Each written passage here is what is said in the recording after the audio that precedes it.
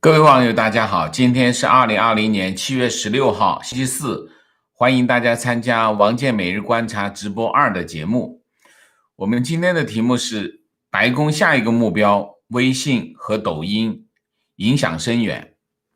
那么这个新闻呢，其实就不是特别新啊。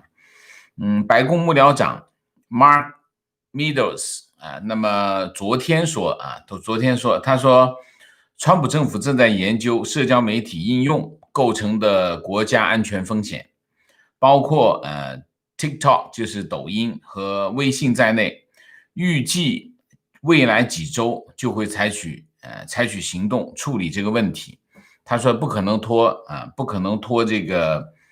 2-3个月那么久啊，未来几周就会处理的了。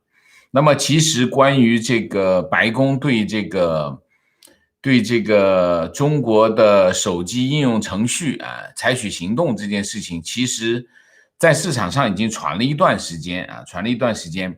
那么到底白宫会不会采取这个行动啊？我观察一下，我认为白宫毫无疑问正在制定一个这个方案在制定一个针对来自中国的手机应用程序的一个方案。这个方案不仅仅是包括抖音、微信等等，还有网友提出说什么 QQ， 还有什么微博等等，这一系列头条新闻等等，应该是一整套方案，而不是个别2个绝对有影响的这个数据，这个手机应用程序当然在这件事情当中打头炮的肯定就是这2个软件，第一个就是微信，第二个就是抖音。那么这2个软件的特点是什么？就是微信的影响最大微信的影响非常大非常广泛那么它不是说成为大陆的中国人，是全世界中国人的这个沟通平台，就是说我们叫社交平台这个社交平台它影响非常的大。你想一下，如果仅仅是我们2个视频对话或者是发个信息什么的，它不会那么大你看抖音它的那个体积有多大你们装一个抖音装一个微信你就知道，它那个体积非常的大，都装了很多东西进去那么这是一个非常重要的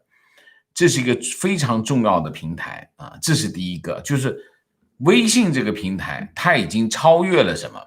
超越了人与人之间联系这么简单，它是一个非常大的平台这是第一个。第二个，抖音是打入西方市场，当然主要是美国市场的中国 APP 中国 APP 很少像抖音这么厉害的它非常的 popular 这是第二。第三，大家要知道，中国所有的 APP 不仅仅是微信和抖音所有的 APP 都有后门都有后门。为什么？因为中国没有法律没有法律禁止所以中国的 APP 全部都有后门。所以这是第一。第二，通过这些后门，那么他们可以这个平台就是这个 APP 的运营商可以通过这个后门盗取用户资料，控制手机，控制用户这个是非常可怕的一件事情。那么他们可以利用这些手机的资料进行大数据分析我们叫人工智能。就有2件事情一定会结合在一起，第一个叫大数据第二个叫人工智能。把这2个东西放在一起把你们的资料从你们的手机里面拿下来，然后进行交叉分析这是情报部门最喜欢的东西，所有的情报部门非常喜欢这样的东西那么所以这件事情会不会发生？这个事情非常可能会发生，发生的可能性非常的高非常的高。那么特别是其实最危险的是什么？最危险的其实是能够分析这个国家的民意，这个是很厉害的啊。那么如果白宫对这个来自中国的这个手机应用程序，包括微信抖音等它如果全面禁止的话，有什么影响？我们大概分析一下大概分析。第一个影响，最大的影响就是切断了中国获取海外，尤其是美国大规模数据的一个手段那么中国通过这些大数据分析，可以掌握美国的国情民意，可以做很多很多的分析可以做非常多的分析，而且一不小心还会捞到一条大鱼一不小心捞到一条大鱼，所以这个影响非常大。就是说中国通过这个手机平台去获取美国的信息的这个渠道咔嚓就会中断，这是第一个。第二个，那当然影响最大的还有一个人群，就是450万在美国的华人他们对他们的影响是非常的大非常的大。两个影响，第一个获取信息获取信息，第二个无缝链接的社交圈我认识一些朋友认识一些朋友在美国，到美国生活了10几年，他现在的思想看法和见到的东西和10几年前没有任何的区别。为什么？他生活在美国生活在美国。为什么？很简单，他获取信息的全部来自于中国的 APP，头条新闻这个网易这个叫什么？这个微博微信来自这些，全部来自中国。他从获取信息的全部来自中国的 APP， 这是第一个。第二个，他在手机上的所有的联系他跟其他的人联系全部都在微信上，当然也有美国的，也有北京的，也有上海的，随时无缝链接，基本上无缝链接。所以他的精神层面就肉身在美国，精神层面仍然在中国，所以他在美国生活了10几年，他的想法跟以前没有任何区别，没有任何改变，就是这个道理所以呢，如果把这些软件一切断，等于什么？等于这450万海外华人就失去了和中国大陆保持原来那种级别的联系就是原来那种级别的联系就不存在了，就不可能实现了。那当然打电话还是可以你说有些人说我这个你把抖音一去掉，我就跟大陆的亲人就无法联系，那也不对那也不对。那你可以打电话，这手段是有的，但是保持这种级别的无缝链接的这种联系，那是不可能的了，除非翻墙了。你就说中国人在大陆翻墙，跑到美国来再继续翻墙，除非翻墙。但你不知道他的那个他会做一些什么样性质的封锁我不知道，那就不清楚了这是第二条。第三条，如果把这些 APP 一切断，那实际上这450万的人在美国的华人就面临的一个非常非常重要的现在你看现在的情况是什么？在美国的华人户口会被消掉这大陆就是中国政府跟美国政府在合办一件事情，同一件事情联合办一件同样的事情。中国政府在取消他的户口，然后美国政府呢在切断他和中国大陆的联系。总之呢，在美国的这些华人呢，他面对的一个非常重要的选择，就是你到底想做哪里的人？你到底是要做中国人呢，还是想到底做美国人？你要做一个选择那么你就想明白这件事情，然后你就踏踏实实的在美国做一个美国人这就面对就是这件事情是由中国政府和美国政府联合推动的那么如果这件事情持续下去，那影响更大的是什么？影响更大的是中国政府对中国对美国的渗透，那就会受到非常大的影响。为什么？没那么方便了，而且大家的思想、思维模式就会开始慢慢的发生一些变化。发生什么变化？你的信息来源就会中断，你就要寻找本地的信息来源。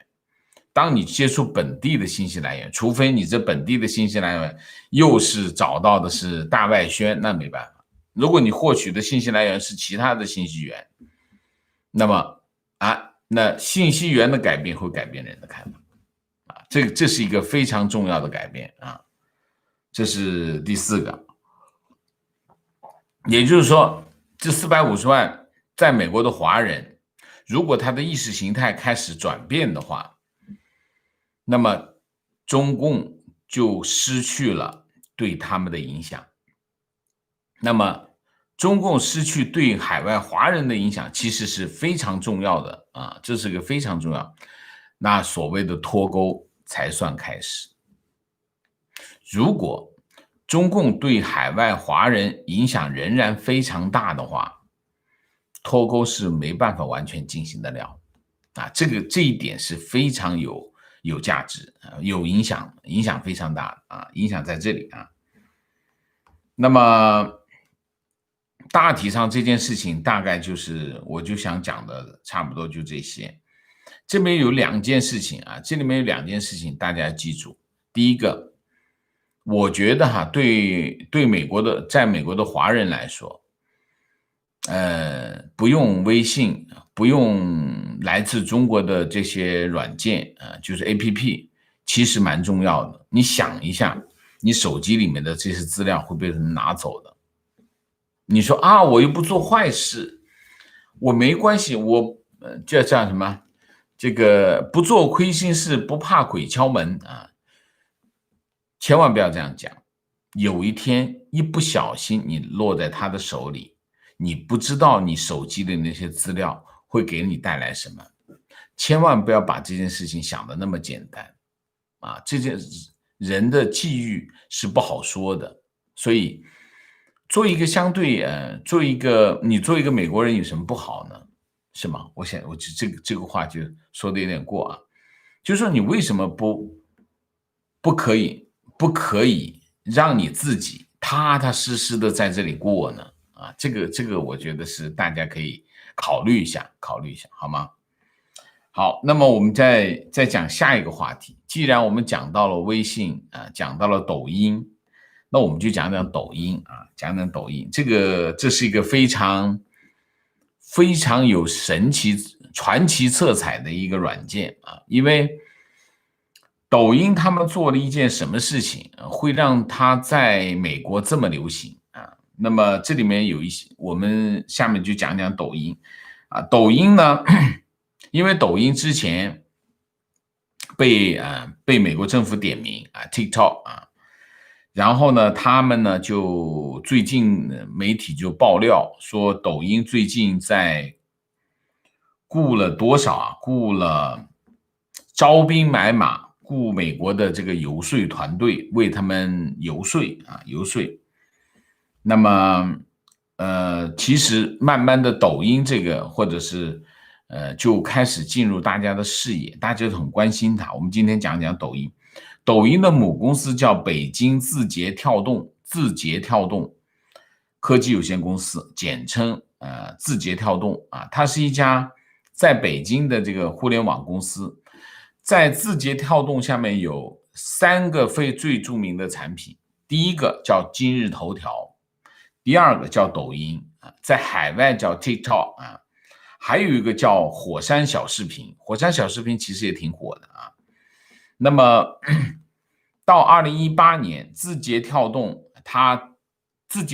这家公司，它拥有的这个月度用户超过10亿，非常厉害这个公司的估值750亿美元，截止2019年7月份，字节跳动的产品覆盖全球150个国家和地区，75个语种。其实讲的就是 TikTok 啊，讲 TikTok。字节跳动的这个创始人叫张一鸣啊，张一鸣，他是80后，1983年出生，福建永定人。他是南开毕业啊，南开毕业，然后他参与过酷讯啊、99房等一些互联网公司，但是最重要的还是2012年他创办了字节跳动。字节跳动其实它的产品就是今日头条啊，今日头条它最早做的产品就是今日头条。到2016年他做了什么呢？做了抖音啊，2016年做了抖音。那么他怎么做的 TikTok 啊？他做 TikTok 呢，是在2017年年底，他用8亿美元收购了一个也是中国人创业的产品，叫这个 Musical.ly 啊 ，Musical.ly 啊，这个是一个手机应用程式，它把这个抖音美国版和这个 Musical.ly 合并，做了一个海外的 TikTok 这个产品。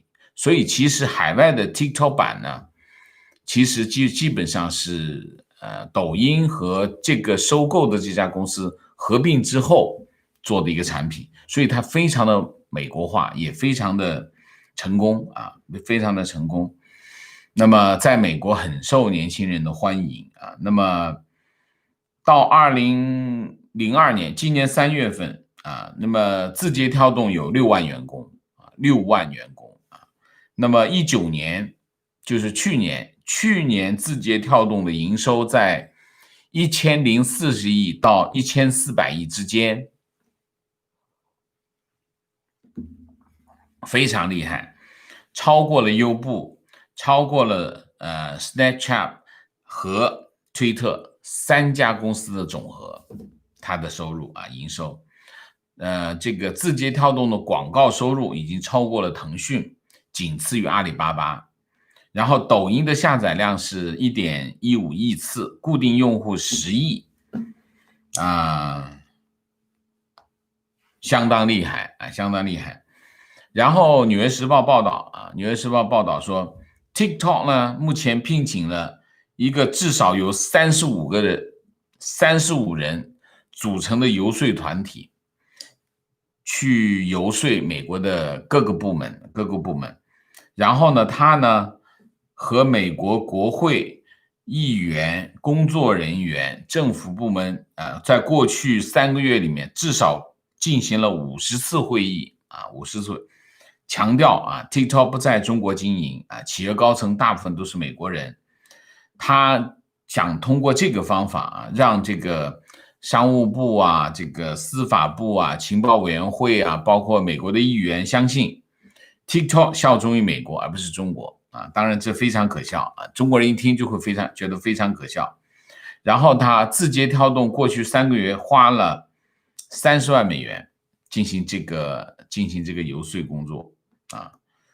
那么他解释说，这个 TikTok 的这个用户数据储存在美国的弗吉尼亚，然后在新加坡有备份啊。然后他说，我们不会把我们的数据给中国政府共享，然后说 TikTok 没办法在中国使用，不会被官方监控啊。然后那个卢比奥的工作人员，卢比奥他们办公室的工作人员说那个字节跳动呢，他们在和他们开会的时候呢，他们有2个问题没讲清楚啊，讲不清楚。第一个问题就是如何控制和审查用户的内容，这第一个。第二个，数据储存位置到底在哪里啊，讲不清楚啊，要么就是前后矛盾，要么数据情况就讲不清楚。然后就还有一个最重要的动向是什么？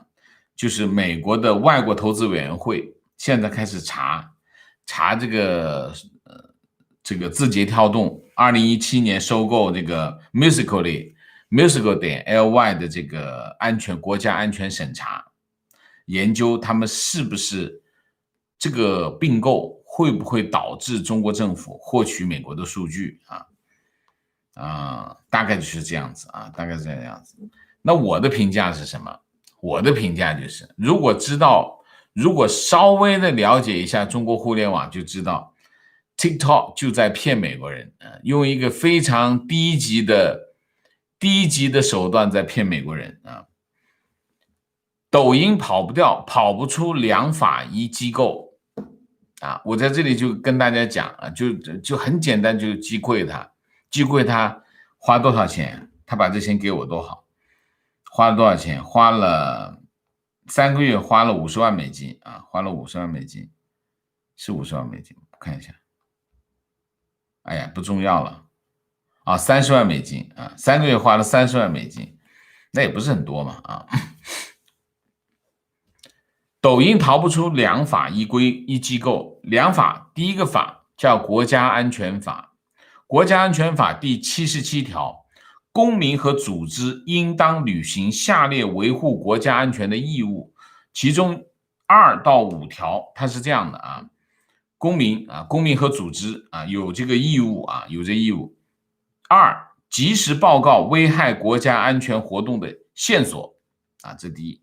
第二，如实提供所知悉的涉及危害国家安全活动的证据如实提供4为国家安全工作提供便利条件或者其他协助5向国家安全机关、公安机关和有关军事机关提供必要的支持和协助。抖音北京的字节跳动能不服从吗？国家安全法在这里写的清清楚楚、明明白白。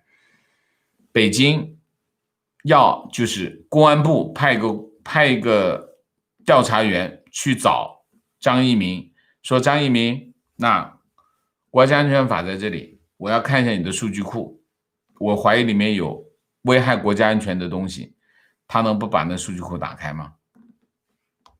这是第一个，国家安全法。第二个，网络安全法跑得掉吗？它跑不掉。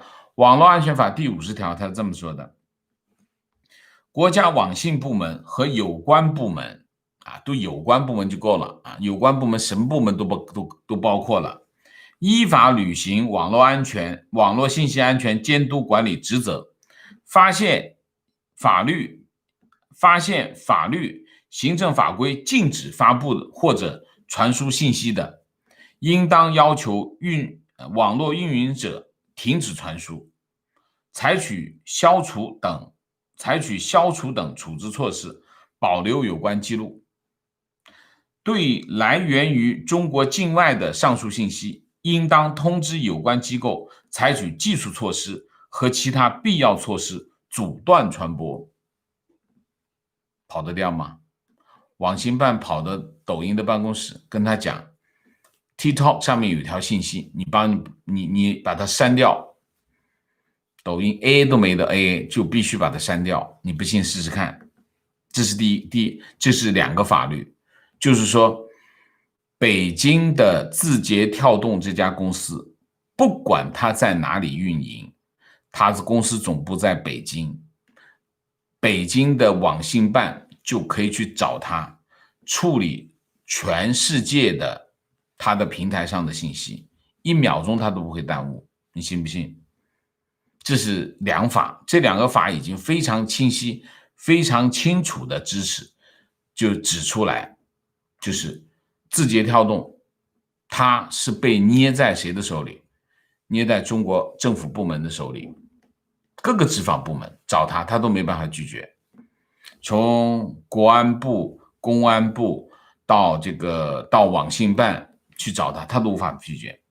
这是2法，一个机构是谁？还有一个机构是谁？还有一个机构就是网信办。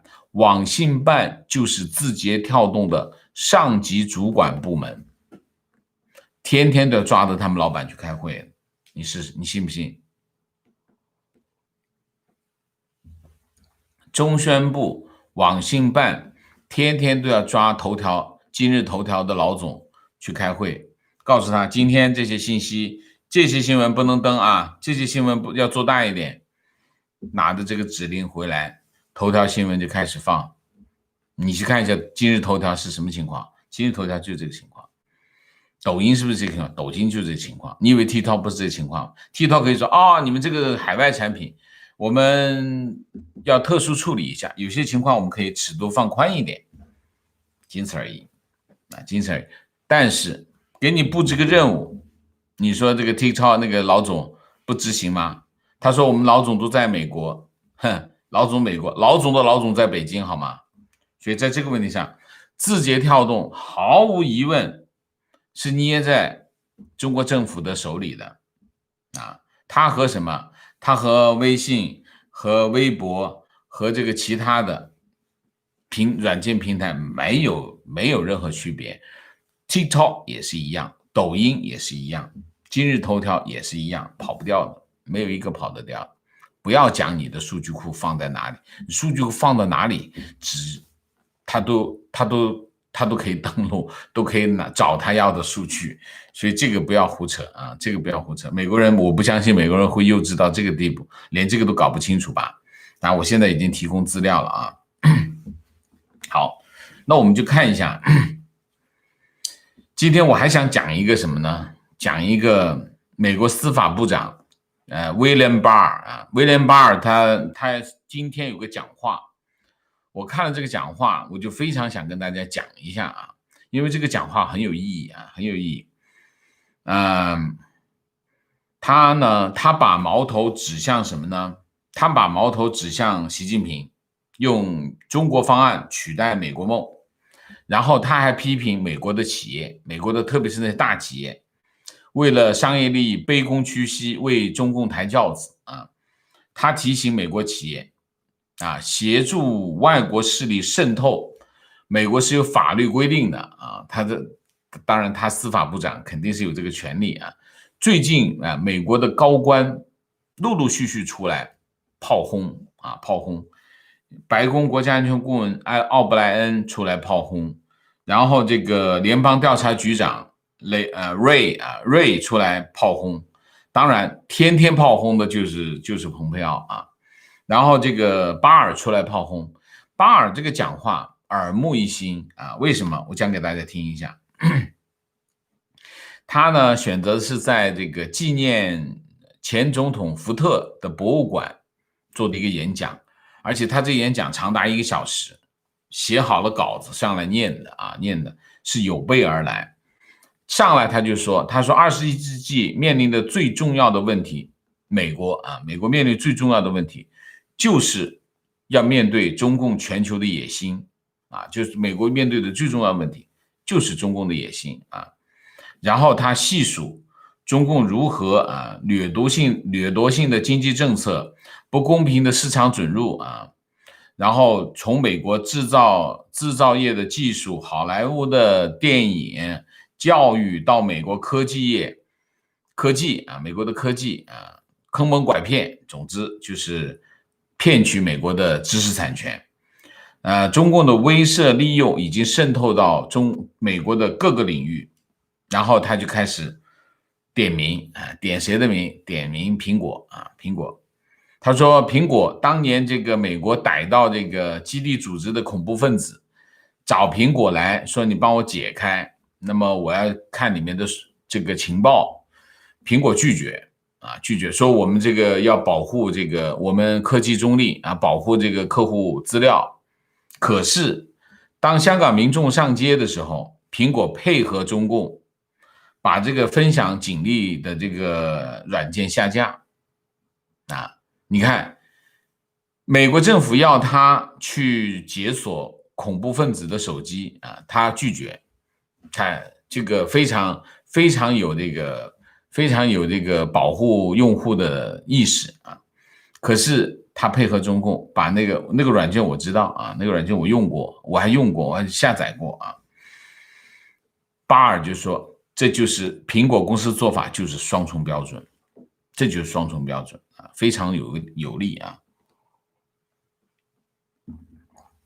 巴尔提醒他说不要忘记美国是法治社会，他还在秀中文，他说美国可不是中国共产党那一套有关系就没关系的人治社会啊。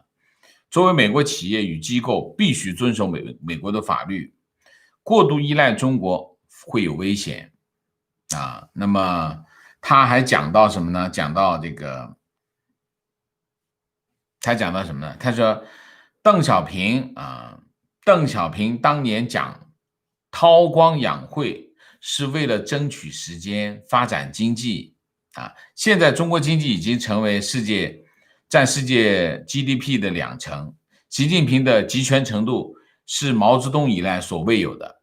他公开谈论中国要建立比资本主义更优秀的社会主义，要以中国方案取代美国梦。中国不再假装韬光养晦了。习近平认为中国时代到来了啊，然后他就说，他说中国正在进行一场经济突袭战，这是整个中国政府和社会精英精心设计的侵略性的行为。他形容巨龙已经觉醒，他呼吁美国社会应该思考未来想生活在一个怎样的社会。如果还想保有美国现在的生活方式和制度，就必须重新评估和中国的关系啊。巴尔这个讲话呢，我看了以后，我真的是很吃惊啊。你想一下，巴尔是一个法律这个领域啊，它其实跟政治不是那么近啊，不是那么近。但是你可以看他这个讲话，其实我中间还挑着讲的，还有很多我没讲啊。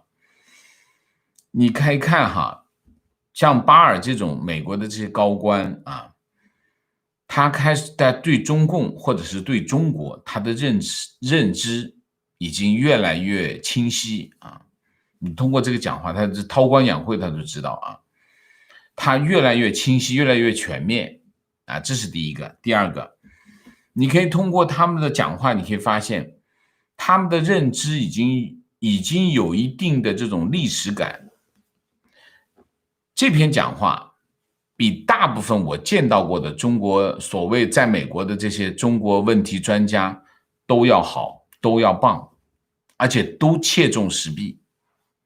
你看看那些中国这个所谓智库里面那些中国专家，没有一个讲到比巴尔讲的更深刻、更准确的啊。这是所以第三个，美国这些高官出来开始讲这些话啊，他们其实是开始影响美国的舆论，那强化这种社会意识，他在强化社会意识。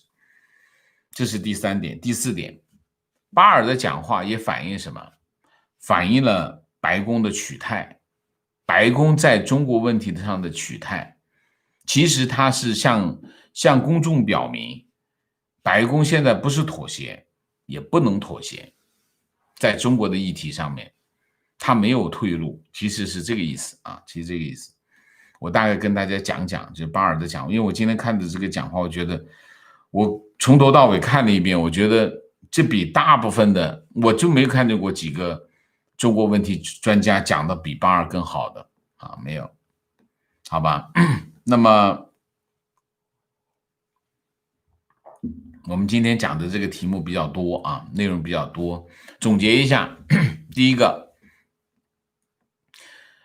中国的 APP 将会被这个白宫进行全面封杀啊，这个我相信是即将会发生的一件事情，但未必会马上发生，但是即将会发生，这是第一个。第二个就是关于抖音啊，抖音发展到今天，它有它的成功的地方，它成功的地方就是非常厉害的本地化。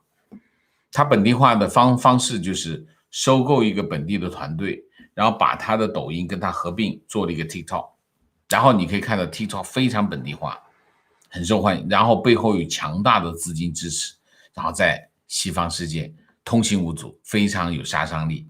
这其实是有点像什么？这个模式其实有点像华为啊，有点像华为，就是让它本地化啊，尽量的本地化。后面推动的是什么？后面推动的就是资金，他能拿到大把的钱。但是其实这个北京字节跳动的这个字节跳动的最大一笔钱来自于谁？来自于红杉，就是美国的风投红杉给了1个亿，第3轮他才会一下子跑起来是这样啊。然后就是我们再讲巴尔的这个讲话，巴尔讲话反映美国的高官开始对中国的问题看得越来越清楚了啊，所以我们之前批评说这个西方在误判中国，美国在误判中国，你从巴尔的讲话来看，这个误判正在被纠正，而且速度很快。好吧，我们今天的主题就讲到这里啊，那么我们下面进入互动啊，进入互动之前例行公事，请大家点赞，请新来的网友订阅，请大家加入我们的会员，支持我们做更好的节目。我今天要向大家报告一件事情，就是昨天我们有个视频啊，流量被冻结，然后今天上午我们的视频流量又被冻结啊，所以平台就是当我们流量一上升的时候，它就会做一些这样的动作啊。那么我请大家给我们尽量的帮我们点赞啊，帮我们点赞，多点赞，多分享视频出去啊。好吧，我们下面就进入互动啊。还有一个提醒一下，还是有很多网友跟我讲收不到通知啊，所以请大家关注我的这个脸书号和这个推特号，脸书号和推特号都会在视频下方，每个视频下方都会有我的脸书号跟推特号，大家关注我的脸书号、推特号。我在直播之前的10分钟，我都会把这个链接发到脸书和推特上面，你可以点的链接直接进这个直播，好吗？那么很多网友还是希望参加直播的啊。好，我们现在进入互动，明谢一下 Daniel 梁，谢谢Soji Okita， 谢谢，终于赶上直播，王老师辛苦了，谢谢你。林建辉，谢谢。周凯，谢谢。生如夏花 Melody， 谢谢。上午看录播，补请咖啡，谢谢你啊。Mike 猪，谢谢。Renee Mark， 谢谢。南丰园 Hiroko 打卡啊，南丰园啊，打卡横滨。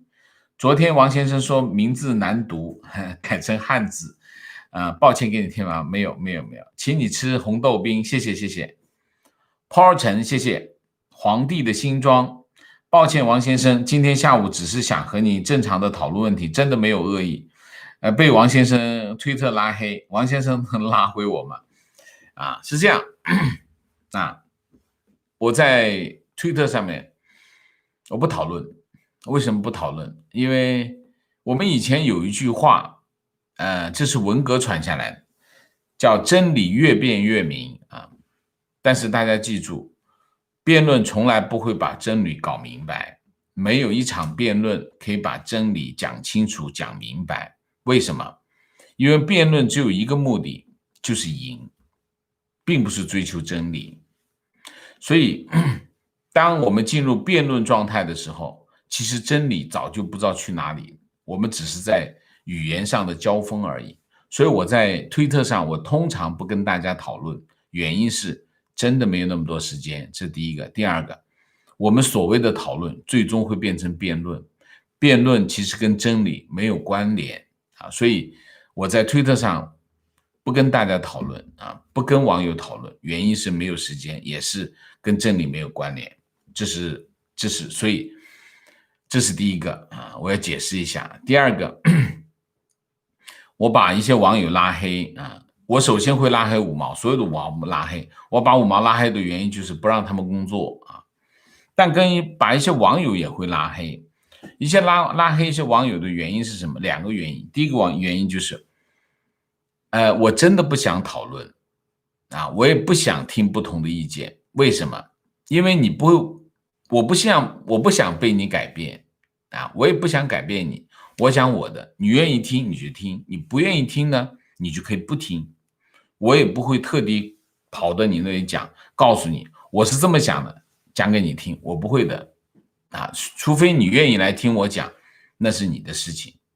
所以在这个问题上，我一定要讲清楚，我拉黑的目的是什么？我拉黑的目的并不是我唾弃你，不是的，我只是不想听到你一直跟我讲你的不同意见啊，就是这样，我不想被你改变，或者说我翻过来讲，我不想被别人改变，就是这个，好吗？所以大家不要误会，我拉黑你就是我把你当做五毛，并不是这样，我只是不想听而已啊，我们各走各的，平行前进就好，只是这个意思，好吗？好。所以在这一点上，请大家不要误解我啊，我没有别的意思啊，没有把你当五毛的，当五毛，因为我在推特上我们没有别的手段，如果有更狠一点的手段，我拿来对付五毛，那么拉黑就变成对其他网友的手段而已，但是现在没有啊。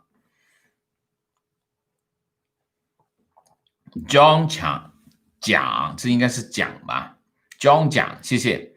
积极成，谢谢王老师好，请问使用华为手机或者国产手机是不是代表所有的数据大门都被敞开了？非常正确。那手机就更不要讲，我说的软件有后门，手机后门手机你就基本上你就是个肉机，你被定位，你的位置信息各种各样的东西就是摊在桌上给大家看，他想怎么看就怎么看，所以手机就更不要谈啊，手机就更不要谈啊。哪有他 EC 啊，所有身边的朋友都说不怕监控，没有秘密。我一直劝朋友说，你扒光了什么样子，全世界都知道，你为什么不裸奔呢？不是这样的啊，不是这样的，不是说在这件事情上面，有两个问题我们要讲清楚啊。第一个隐私啊，第二个就是隐私概念啊。中国人已经被训练出来，从小就被洗脑，就是隐私是个不好的东西。你没有亏心事，你怕要什么隐私嘛？所以在中国，隐私这件事情是被当做一个负面信息来陈述的。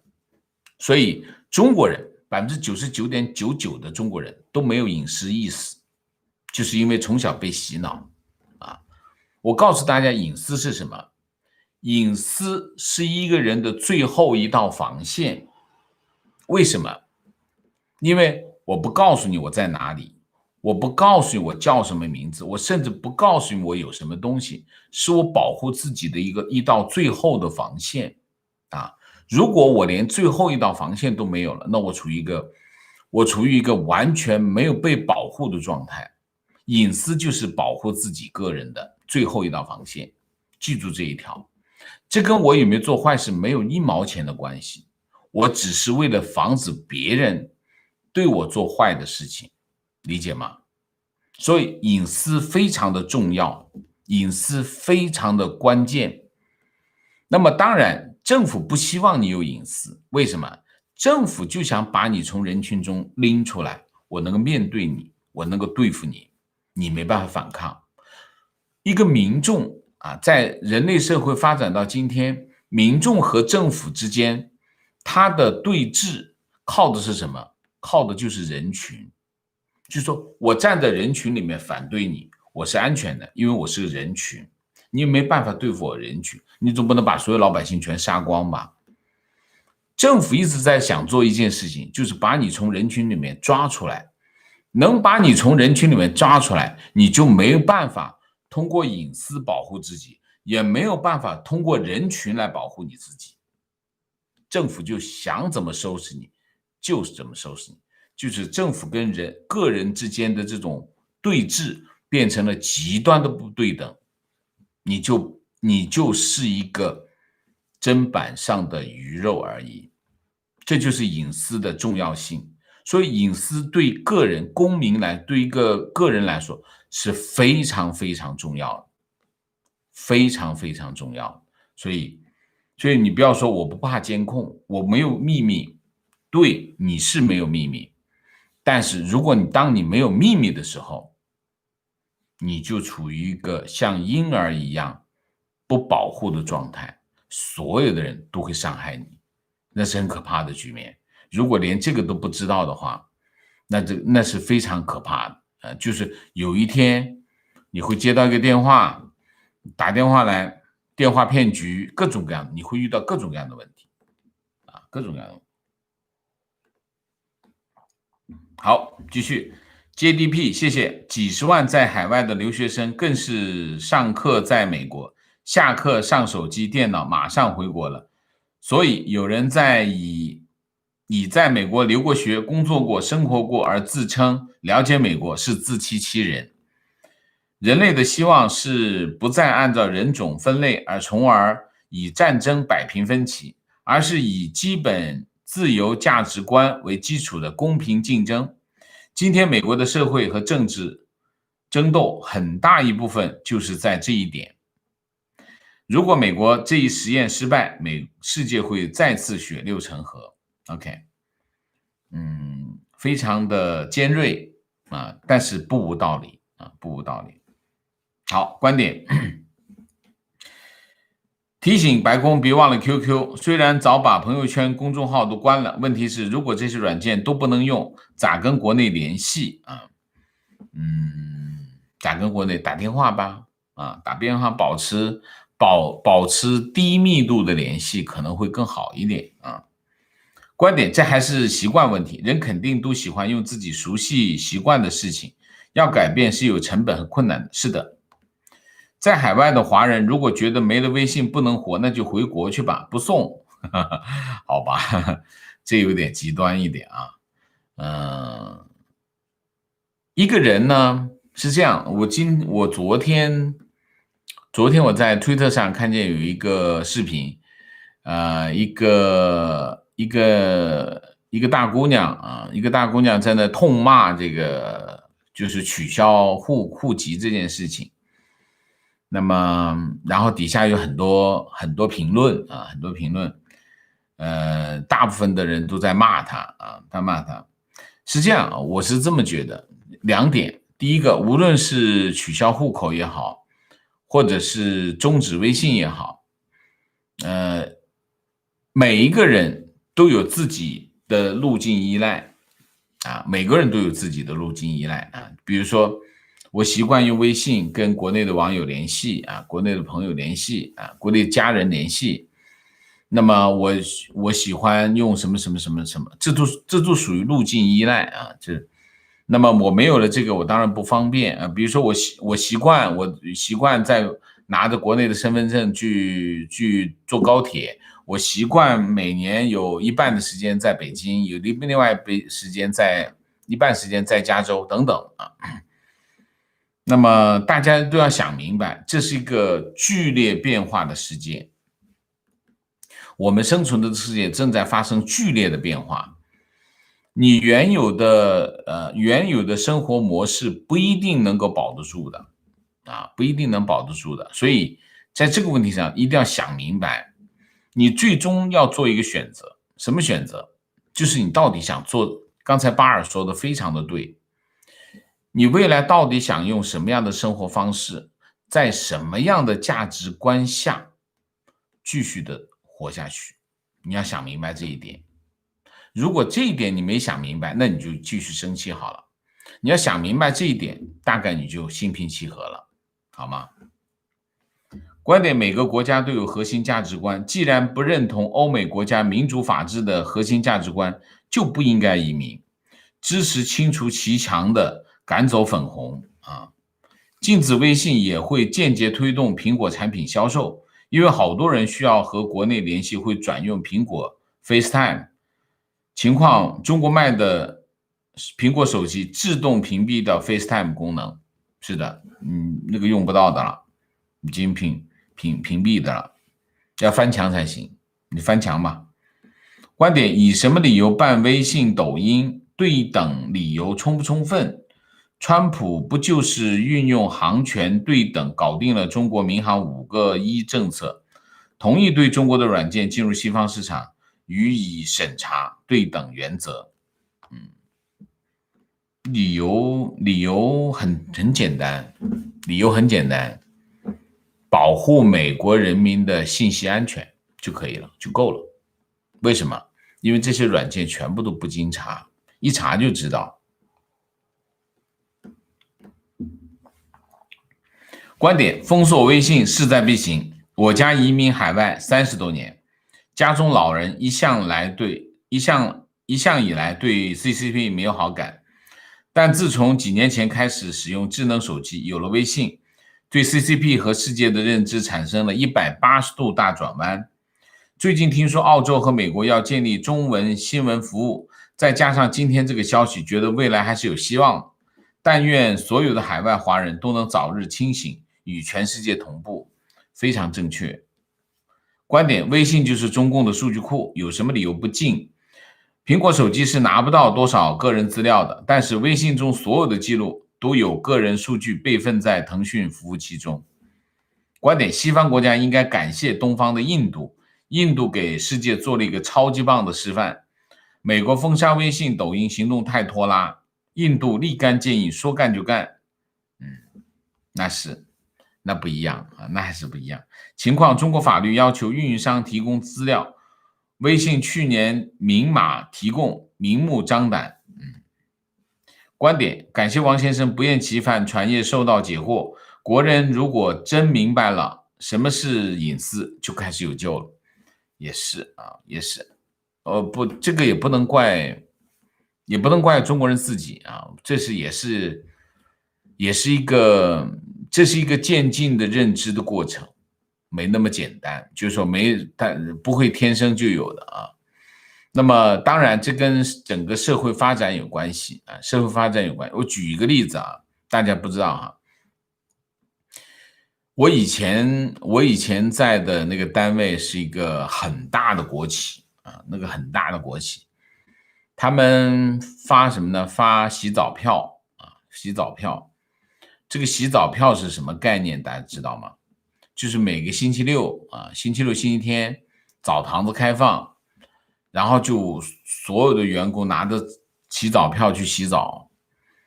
什么概念？你就进去以后就是人肉市场，大家全是光着的，一点，但所有人都觉得很正常，就是这样。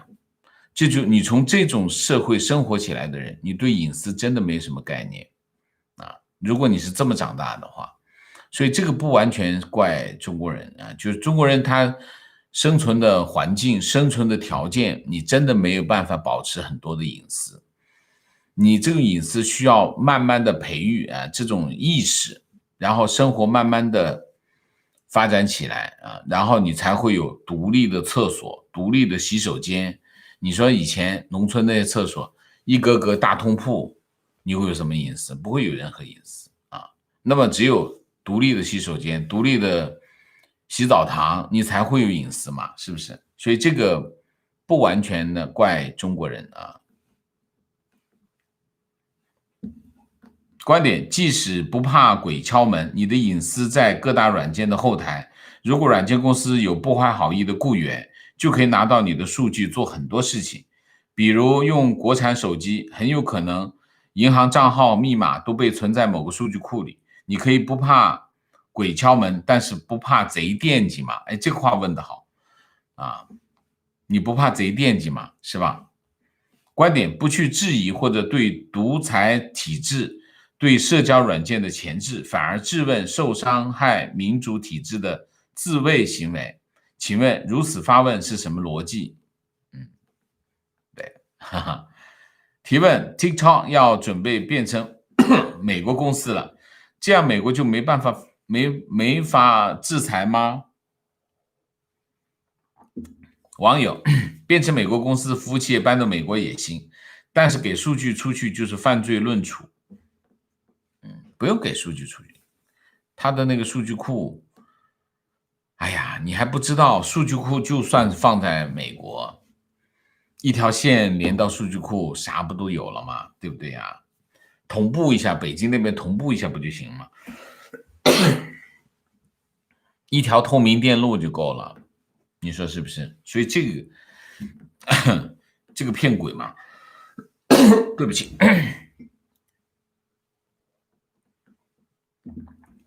情况你们听说过 Boston 的李女士隐瞒自己疫情回北京被判刑的事吗？就是被微信洗脑害的。情况我早就卸载微信了，实在懒得看公众号跟朋友圈那些垃圾信息。我的手机现在完全没有中国的 APP， 我也是啊，我也是。大家可以试一下，就是网友们可以试一下，就是说你把它卸载掉，你看一下你的生活会怎么样？我敢保证你的生活会更好一点。情况疫情期间，父亲癌症复查，癌症复查治疗去不了原来的大医院，对不起，在当地医院住院50天离世。微信说了2句就把号永久封禁，对，是这样。情况字节跳动6万人，有多少是做内容审查的，知道吗？至少65%，大部分在济南，就是这样。那么你像微信也是数以万计的人在做内容审查，这些他们都在干这种事情。微信、微博，只要跟内容有关的，都是审查，他们主要的成本就是养这些审查的人啊。情况朋友在抖音做工程师，他告诉我，抖音内容审查非常厉害，凡是不允许播出的内容，不符合核心价值观的，全部都要撤掉。说自己是美国公司，那就是个笑话。情况澳洲的很多代购都是通过微信接单沟通，但是也造成华人在澳洲的形象很大的损害，当地新闻都上了多少次了。另外，这些人都是中国国内付款，所以都变着花样的逃税漏税。身为澳洲华人，我觉得进微信比进抖音更重要。No， 抖音一直在引导社会价值观，我在国内几乎就没用过抖音，只能说无聊的人太多，很多人甚至从抖音、快手里面摄取价值观，里面经常有一些很廉价的小戏剧类的视频，输出一些很庸俗的价值观。还有在疫情时一堆宣传中国制度多厉害，那是抖音里面的那些低级笑话很多啊。情况抖音上5毛太多，经常有公众号发布关于香港的信息，把香港游行的某些片段配合某种 BGM 背景音乐做成小视频，在抖音中发布，极具蛊惑力。好了，我们就不说那么多了，抖音骂抖音的太多了。观点，作为开发了那么成功的一个软件公司，却因为时代大背景的改变而失败，真觉得很可惜。身在中国成了洗不掉的原罪。也不能这么说吧，他自己做了什么他自己很清楚，所以这个原因跟背景没有关系，这第一个。第二个，抖音并没有失败，就算是美国禁掉了 TikTok 仍然很值钱，它在全世界各地仍然非常的成功，所以这个不能说它就失败了，没有失败。网友 No， 抖音是国家背景下需要一个能够打入绝大部分人口的产品，你觉得没有国家意志支持，抖音、微信这些会成功？字节跳动就是红色资本。我没有证据啊，但是我知道一点，就是 TikTok 在西方国家的推广非常的厉害非常的厉害。观点，一棵树栽在瓷花盆里，放在加州豪宅的院子里，而不是扎根在大地，它永远长不大。一个盆景，病态植物，这就是很多海外华人的状态。M 一个永远的外乡人，永远受歧视者心态，永远的边缘人，会影响你的下一代，让他们难以融入主流社会，贻害子孙。既然来到美国，就要扎根美国，热爱美国，融入美国，贡献美国，不要身在曹营心在汉，不要吃里扒外，不要脚踩两只船，否则早晚掉水里。这个其实是蛮对的啊，蛮对的。观点选边的时候到了，挺好。在日本待了10年，完全不和祖国人民一起混的日子，让我深刻理解了日本，这样才有我现在的三观，才看得透彻。海外的中国人也应该如此，认认真真的理解所生活的环境的人的观念，才是看透世界的开始。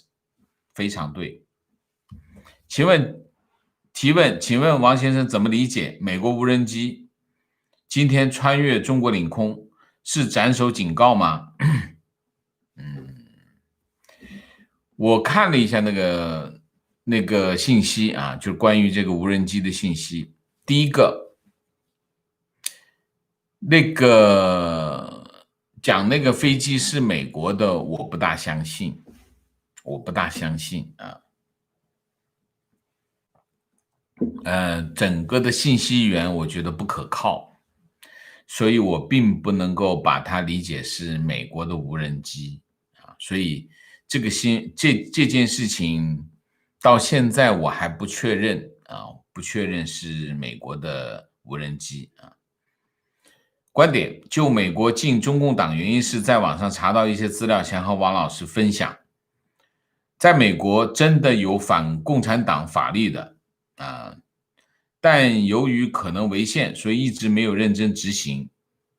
不过，当看到那些天天高喊打倒美帝的中共党员，听到不能再到美帝的消息后，那惊慌失措的样子也是一大乐事。其实这个消息最搞笑的是什么？最搞笑的就是这个消息在中国出来之后，然后中国网民一片欢呼啊！我觉得那是最搞笑的事情啊。情况，王老师好，看了上期节目，想告诉大家的是，什么叫上了贼船？10几年前和几个30年党龄的老同事不愿与狼共舞，提出退党，单位领导用尽全力劝我们不要退党。真是应了王先生那句话，入了黑社会，你连退出的资格都没有。悲哀，孩子已经移民海外，如果西方国家都禁止共产党入境，今后全家团圆不就成了梦想？但还是希望这个世界拒绝中共。是。观点，我有个好主意，如果某人想来美国，美国方面可以要求当事人去组织部开一个非党员证明，然后去公证处公证，这样中美两国都有存档，那么这个人就可以进入美国。中共方面也应该禁止一切党员去美国，以此报复。好吧，王老师现在有举报停车违章奖励，很多人都在举报别人，自己还可以获得积分，这个太恐怖。这要是干什么都可以被举报，举报人可以获得积分，那这个社会就没可以信赖的人。中共一直在干这样的事情，中共从建政到现在，就是这种事情就没有停过啊。观点，王老师说对隐私和诚信重要性。我现在50岁了，来香港20多年，和王老师看待大陆和香港两地文化及教育有深刻的体会。只要自己愿意改变正确的价值观，还有不同角度的世界观。是的。观点，支持王先生坚持自己的立场。媒体人首先是个人，然后才是做媒体。毫无立场，迎合受众媒体人只是商人。我也被王先生删过帖，但是我并不介意，而且很高兴王先生可以坚持自己的立场。谢谢你的理解和支持，谢谢啊。好，明谢。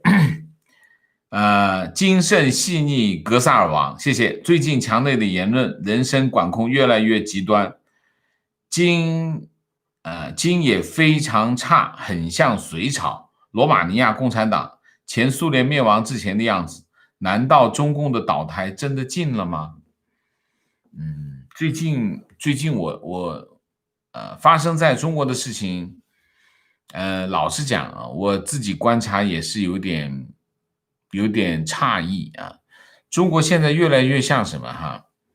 你看人民日报，大家去翻一下人民日报啊，这中国越来越像一个无人驾驶的国家啊，无人驾驶的汽车啊，就好像滑到哪是哪那种感觉啊。所以你说的这个情况和我感觉有点像啊。